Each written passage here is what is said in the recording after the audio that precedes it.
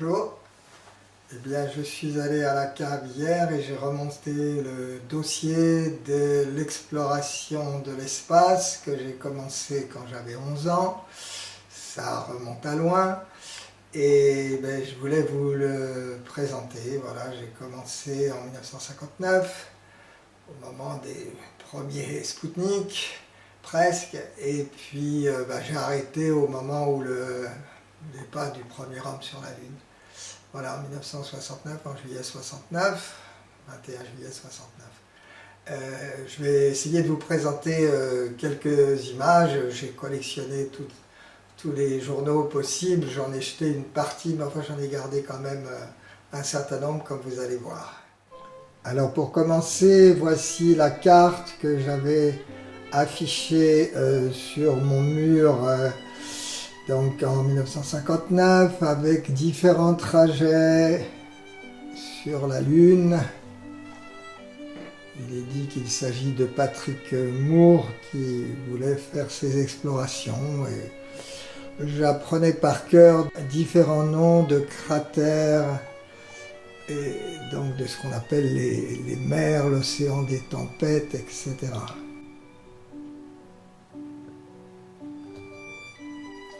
Voilà, donc ça commence en septembre 59 avec l'arrivée d'une fusée sur la Lune. Vous voyez les gros titres des journaux de l'époque sur l'espace. Voilà encore une page de François qui date du mardi 15 septembre 1959. Voilà. Avec l'endroit où l'engin s'est posé. Voilà. Là, c'est le Science et Vie, 35 heures de voyage dans l'espace de l'Unique 2. Voici le dossier que j'ai créé le 13 avril 61, Gagarine, premier homme de l'espace. Je vais vous montrer quelques documents. Là, c'est la première page de France Soir ce jour-là. Vous voyez les titres. Là, le Science et Vie.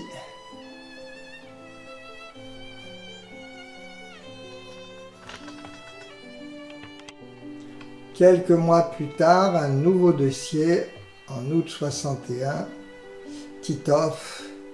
Et puis regroupé un an plus tard, en août 62, Nikolaïev et Popovitch. Le vol de Titov. L'année suivante, troisième jour de marathon dans l'espace pour Nikolaïev et Popovitch, le 14 août 62. Gordon Cooper, en mai 63, en fait il est le 6e cosmonaute américain à avoir volé dans l'espace, mais j'ai dû jeter les autres dossiers, je ne les retrouve plus. Et il a quand même réussi à rentrer, il semblerait qu'il y ait eu un suspense pour le retour, c'est lui-même qui a commandé la fusée. Juin 63, Valentina Tereshkova, la première femme à aller dans l'espace. Elle est de bonne humeur. Ça fait un peu macho. Bravo Valentina Tereshkova. 5 juin 1965. McDivitt et White rentrent dans la cabine. Non, je veux rester dans le ciel. Ils sont comme ça jusqu'à lundi. Mais échec du rendez-vous dans l'espace. Les deux cosmonautes voulaient sortir ensemble de la cabine. Ils sont dans l'espace. Juillet 65. Voici la première photo de Mars par Mariner. Voilà, ça ne doit pas être encore très net. Il a fallu 8 heures à l'engin américain pour transmettre à la Terre les 40 000 signaux qui composent l'image de la plus fantastique exploration spatiale. Février 66, les Russes gagnent la deuxième manche de la course à la Lune.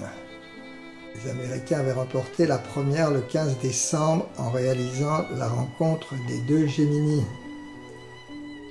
La Lune livre son secret. Le sol lunaire n'est pas recouvert d'une couche de poussière dans laquelle tout engin sombrerait comme dans l'eau. Il est dur, l'homme pourra s'y poser. François du 7 février 1966. 20 juillet 66, les cosmonautes battent le record d'altitude. Après avoir réussi l'arrimage de leur cabine avec la fusée Agena-10, celle-ci a propulsé Young et Collins à 759 km. Précédent record, les Russes, 490 km. On progresse. Nous serons sur la Lune avant la fin 69, disent les USA. Les deux cosmonautes Cooper et Conrad vont rester 7 jours dans l'espace et tenter un rendez-vous dans le cosmos. Octobre 1967, Vénus 4, URSS se parachute sur la planète. Mariner 5 la frôlera à 4000 km. 26 avril 67, Komarov.